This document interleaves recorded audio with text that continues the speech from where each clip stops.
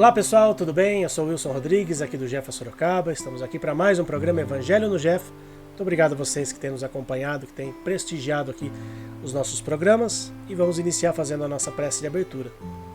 Inicialmente, agradecendo a Deus, nosso Pai, nosso Mestre Jesus, e aos nossos amigos espirituais por mais esta noite, por mais esta oportunidade de recebermos os ensinamentos que Jesus nos deixou, que a doutrina espírita nos deixou, e que possamos colocar em prática, dentro do possível, no nosso dia a dia, tudo aquilo que ouvimos na noite de hoje. Que assim seja, graças a Deus e graças a Jesus. Estamos no capítulo 7 do Evangelho segundo o Espiritismo, Bem-aventurados os pobres de espírito. Hoje nós vamos ler os itens de 3 a 6. São 2 páginas aqui do Evangelho. É o trecho Aquele que se eleva será rebaixado. Então, inicialmente tem aí alguns trechos da Bíblia, dos Evangelhos de Jesus. O primeiro deles é o Evangelho de Mateus. Naquela mesma hora, os discípulos se aproximaram de Jesus e lhe disseram: Quem é o maior no reino dos céus? Jesus, chamando um menino, o colocou no meio deles e disse: Eu vos digo na verdade, se não vos converterdes e se não vos tornardes como meninos, não entrareis no reino dos céus. Aquele, pois, que se humilhar e se fizer pequeno como este menino, será o maior no reino dos céus. E aquele que receber em meu nome uma criança como esta, é a mim mesmo que receberá. Evangelho de Mateus, capítulo 18, versículos de 1 a 5. E aí agora um trecho também do Evangelho de Mateus, no capítulo 20. Então se aproximou dele a mãe dos filhos de Zebedeu, com os seus filhos, e o adorou, pedindo-lhe alguma coisa. Ele lhe disse: O que quereis? Dize a estes meus 2 filhos que se assentem em vosso reino, um à vossa direita e outro à vossa esquerda. Mas Jesus lhe respondeu: Não sabeis o que me pedis. Podeis vós beber do cálice que eu hei de beber? Eles lhe disseram: Nós podemos. Ele lhes respondeu: É verdade que haveis de beber o meu cálice. Mas, pelo que toca a terdes assento à minha esquerda ou à minha direita, não cabe a mim conceder-vos, e sim para aqueles a quem meu Pai preparou. Os outros 10 apóstolos, tendo entendido isso, indignaram-se contra os 2 irmãos. E Jesus os chamou a si e lhes disse: Vós sabeis que os príncipes das nações dominam os seus vassalos, e que os maiores os têm sob o seu poder. Não deve ser assim entre vós. Mas aquele que quiser ser o maior, esse seja o vosso servidor. E aquele que quiser ser o primeiro, seja o vosso servo, seja o vosso escravo. Assim como o Filho do Homem, que não veio para ser servido, mas para servir e dar a sua vida pela redenção de muitos. Esse é um trecho do Evangelho de Mateus, capítulo 20, versículos de 20 a 28. E aí tem mais um trecho aqui do Evangelho de Lucas. Jesus entrou num sábado na casa de um dos principais fariseus para lá fazer a sua refeição, e os que estavam lá o observavam. Então, considerando que os convidados escolhiam os primeiros lugares, ele lhes propôs esta parábola: Quando fores convidado a um casamento, não pegues o primeiro lugar, para não acontecer de haver entre os convidados alguém mais importante do que tu, e que aquele que te tenha convidado não venha te dizer: dá teu lugar a esta pessoa, e então, envergonhado, vá buscar o último lugar. Mas quando fores convidado, vai sentar no último lugar, para que quando vier o que te convidou, possa chegar e te dizer: Meu amigo, venha para mais perto. Então esse será um momento de glória na presença dos que estiverem à mesa contigo. Pois aquele que se elevar será humilhado, e aquele que se humilhar será elevado. Evangelho de Lucas, capítulo 14, versículos de 1 a 11. Estas máximas são consequência do princípio de humildade que Jesus sempre coloca como condição essencial da felicidade prometida aos eleitos do Senhor, e que ele formulou por estas palavras: Bem-aventurados os pobres de espírito, porque é deles o reino dos céus. Ele toma um menino como exemplo de simplicidade de coração, e diz: será o maior no reino dos céus aquele que se humilhar e se fizer pequeno como este menino, ou seja, aquele que não tiver pretensões à superioridade ou à infalibilidade. O mesmo pensamento fundamental encontra-se nesta outra máxima, que aquele que quiser se tornar o maior, seja aquele que vos sirva. E ainda nesta, aquele que se humilhar será elevado, e aquele que se elevar será humilhado. O Espiritismo vem confirmar a teoria pelo exemplo, mostrando-nos que os grandes no reino dos espíritos são os que foram pequenos na terra, e que frequentemente são bem pequenos os que foram grandes e poderosos.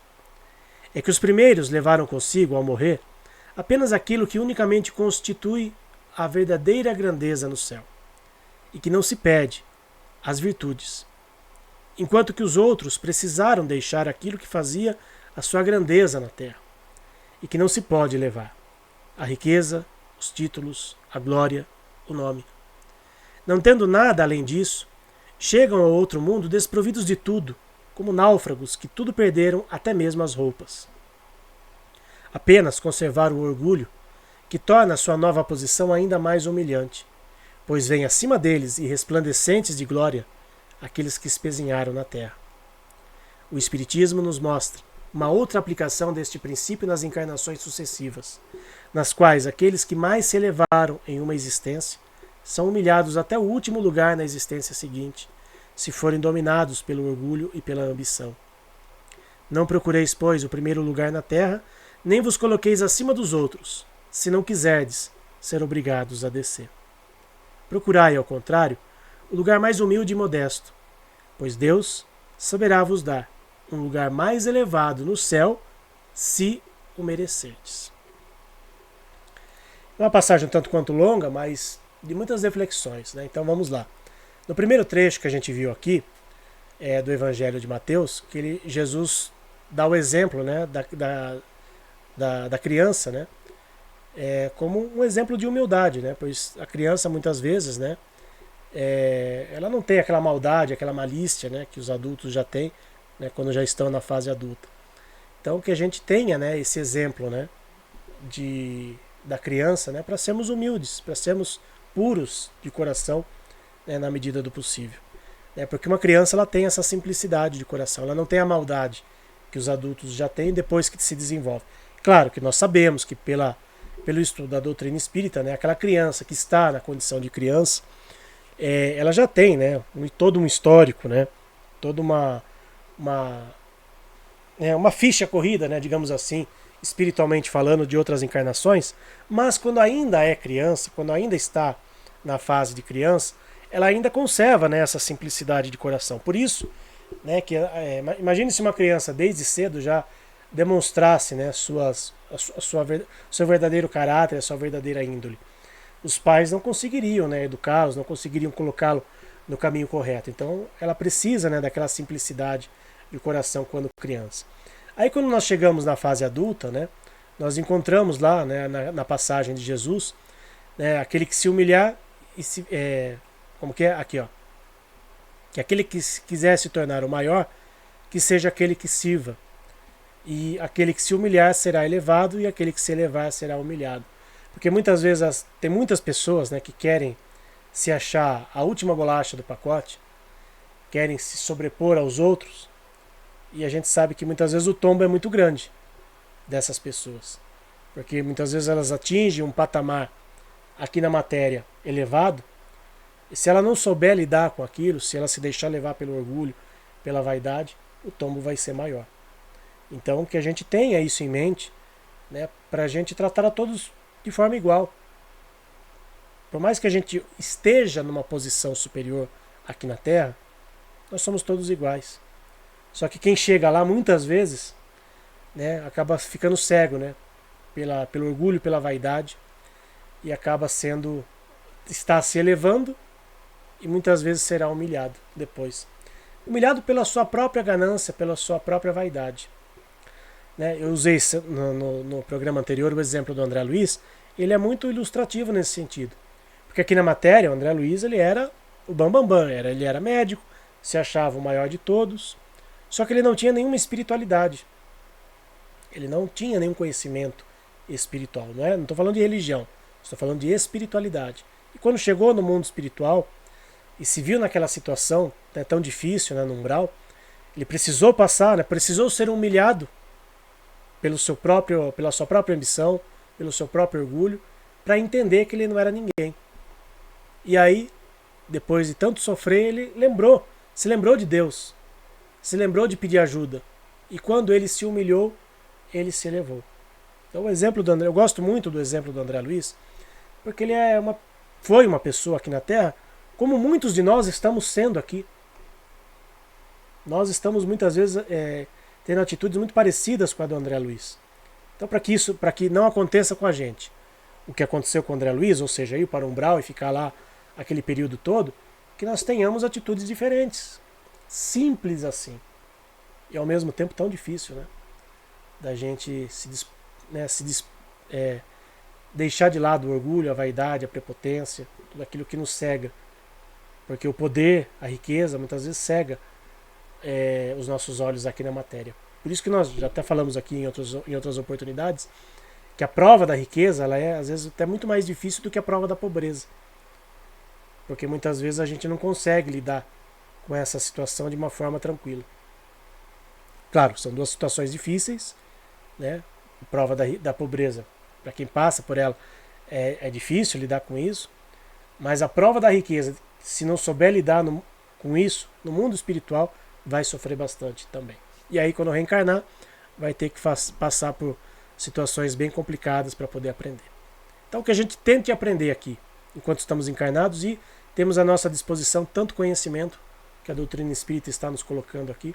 Vamos aproveitar tudo isso para o nosso próprio bem. Então essa foi a leitura da noite de hoje. Eu convido vocês agora para juntos fazermos as vibrações pelos nossos irmãos animais.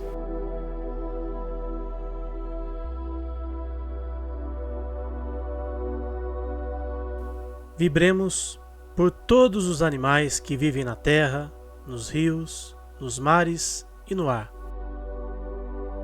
Pelos animais que estão em nossos lares. Pelos animais que, mesmo possuindo uma morada, sofrem por negligência e falta de cuidados, amor e respeito. Pelos animais que sofrem maus tratos, humanização excessiva e aqueles que sofreram abandono. Vibremos pelos animais que passam fome, frio, sede, cansaço e tristeza. Pelos animais adoecidos e aqueles que encontram-se internados em clínicas veterinárias. Vibremos pelos animais que são explorados nos zoológicos, nos experimentos laboratoriais, nos espetáculos de entretenimento humano e os que são obrigados ao trabalho incessante, sem o respeito às regras de bem-estar animal.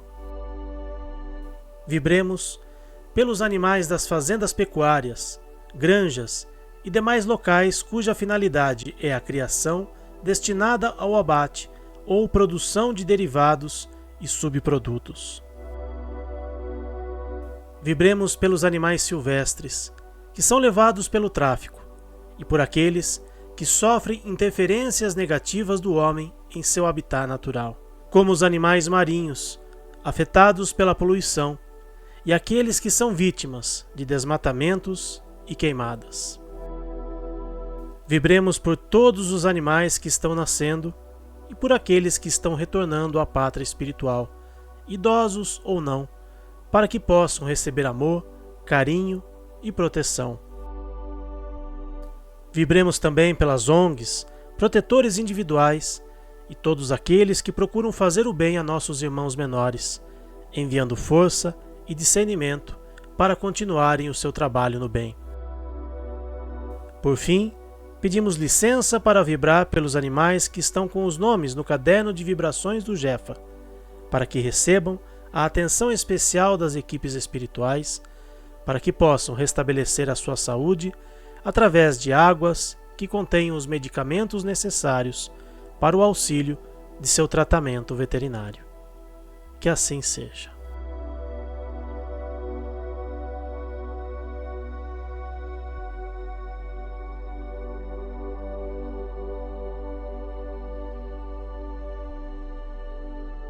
Obrigado a todos que nos acompanharam em mais este Evangelho no Jefa e até a semana que vem, se Deus quiser. Tchau, pessoal.